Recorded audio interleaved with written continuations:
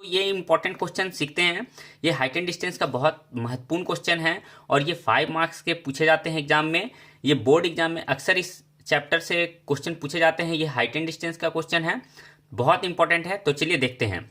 यहाँ क्वेश्चन बोला जा रहा है, एक नदी के पुल के एक बिंदु से नदी के सम्मुख किनारों के अवनमन कोण क्रमशः 30 डिग्री और 45 डिग्री है। यदि पुल किनारों से 3 मीटर की ऊंचाई पर हो तो नदी की चौड़ाई ज्ञात करें। देखिए ये कैसे क्वेश्चन को सॉल्व करेंगे, तो पहले तो हम लोग इस क्वेश्चन का फिगर बनाएंगे। तो समझते हैं फिगर किस तरह बनाएंगे। तो देखिए यहाँ और यहाँ 2 पॉइंट जो है, ये पॉइंट ए एंड इस पॉइंट का नाम बी रख देते हैं। ये मान लेते हैं ये नदी की चौड़ाई है, यहाँ बीच से पानी जाएगा। क्लियर है। ये नदी का लेफ्ट साइड वाला घाट हो गया, किनारा हो गया, और ये राइट साइड।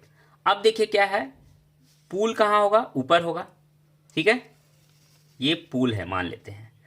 यहाँ क्या बोला जा रहा है क्वेश्चन में कि सम्मुख किनारों के अवनमन कोण क्रमशः 30 और 45 है। देखिए अवनमन कोण बोल रहा है, तो पुल के किसी एक बिंदु से। ठीक है, तो यहां देखिए मान लेते हैं इस पॉइंट से किनारे का अवनमन कोण याद रखना है, ऊपर से नीचे की ओर बनता है।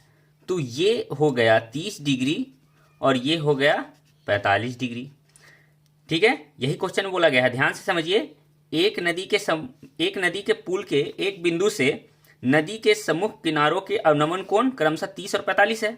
यहाँ हो गया 30-45। यदि पुल किनारों से 3 मीटर की ऊंचाई पर हो तो नदी की चौड़ाई ज्ञात कीजिए। तो नदी की चौड़ाई मतलब ये हमारा ये ए से बी का डिस्टेंस को निकालना है, ये नदी की चौड़ाई है। ठीक है, तो यहाँ पे बोला क्या जा रहा है कि किनारों से, देखिए पुल किनारों से 3 मीटर की ऊंचाई पर है। किनारे से कितना है, 3 मीटर की ऊंचाई। तो यही है, मान लेते ये 3 मीटर की ऊंचाई, यहाँ से यहाँ तक 3 मीटर की ऊंचाई हो गया। ठीक है, यहां से बोला जा रहा क्वेश्चन में किनारे से, तो मतलब ये क्या होगा, हाइट यही होगा ना, सेम हाइट होगा। तो यहां लिख देते हैं 3 मीटर। क्लियर। अब ए बी, इसका नाम सी रख देते हैं, यहां डी रख देते हैं। क्लियर है। अब हम इस क्वेश्चन को सॉल्व करते हैं और हमें निकालना है इसमें ए बी। क्लियर। यहां देखिए 90 डिग्री होगा। ठीक है, ये हाइट 3 मीटर हो गया। अब हम इस क्वेश्चन को सॉल्व करते हैं। देखिए क्या करेंगे हम लोग, हमें निकालना है क्या, ए सी और सी बी। ये दोनों को यदि हम लोग निकाल लेते हैं, एक त्रिभुज डी सी ए से हम ए सी निकालेंगे और त्रिभुज डी सी बी से हम सी बी निकालेंगे, और दोनों को हम ऐड कर देंगे, जोड़ देंगे, तो हमारा नदी की चौड़ाई ज्ञात हो जाएगा। तो यहां सबसे पहले क्वेश्चन डी सी ए में लेते हैं, डी सी ए में। क्लियर है। अब ध्यान दीजिए, यहां 30 डिग्री है तो एकांतर कोण से 30 डिग्री ये भी हो जाएगा। तो यहां त्रिभुज डी सी ए में लेंगे तो यहां देखिए एकांतर कोण से 30 डिग्री ये है, तो ये भी 30 डिग्री हो जाएगा, और ये 45 डिग्री है तो एकांतर कोण से ये भी 45 डिग्री हो जाएगा। क्लियर है। अब हमारा डी सी ए में लेते हैं। अब डी सी ए में हम लोग क्या करेंगे, इस एंगल के ठीक सामने वाला जो साइड है ये होगा P, और हमें क्या निकालना है, ये B। तो P और B का क्या होता है, टेन थीटा इजिकल टू होता है अनुपात P और B का। तो 10 लिखेंगे और 30 डिग्री लिखेंगे equal to D C and A C लिखेंगे। क्लियर है। अब देखिए क्या करेंगे हम लोग, अब हम लोग लिखेंगे डी सी का वैल्यू दिया हुआ है 3 मीटर और ए सी का डिस्टेंस हमें नहीं दिया है, तो हम लोग ए सी लिख देंगे। 10-30 डिग्री होता है 1/√3। अब क्रॉस मल्टीप्लाई करते हैं, तो ए सी को ये क्रॉस मल्टीप्लाई करेंगे तो क्या हो जाएगा, ए सी, और इसे जब क्रॉस मल्टीप्लाई करेंगे तो 3√3 मीटर हो जाएगा। तो हमारा ए सी निकल गया 3√3 मीटर।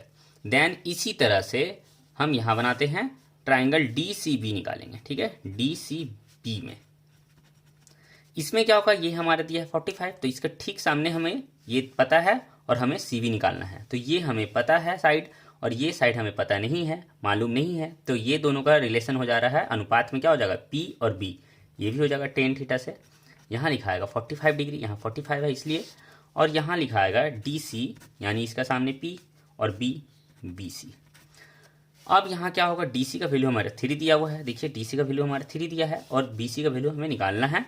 10-45 डिग्री का जो वैल्यू होता है वो 1 होता है।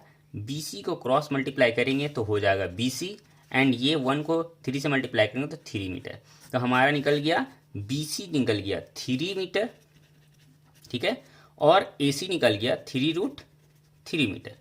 अब हमें क्या निकालना था, AB, मतलब ये नदी की चौड़ाई। तो AB इज इक्वल टू हो सकता है AB, देखिए AB इज इक्वल टू हो सकता है AC प्लस CB या फिर BC। तो AC का वैल्यू निकला था 3√3 मीटर और CB या BC का वैल्यू निकला था 3 मीटर। अब ये दोनों 3 को हम कॉमन निकाल लेंगे तो अंदर बचेगा √3 प्लस 1 मीटर। ये हमारा नदी की चौड़ाई निकल गया। क्लियर है? तो आपको ये वीडियो कैसा लगा दोस्तों, जरूर कमेंट में बताएं और लाइक करें इस वीडियो को और अपने दोस्तों के साथ शेयर करें। थैंक्स फॉर वॉचिंग दोस्तों, मिलते हैं इसी तरह के इंपॉर्टेंट वीडियो के साथ।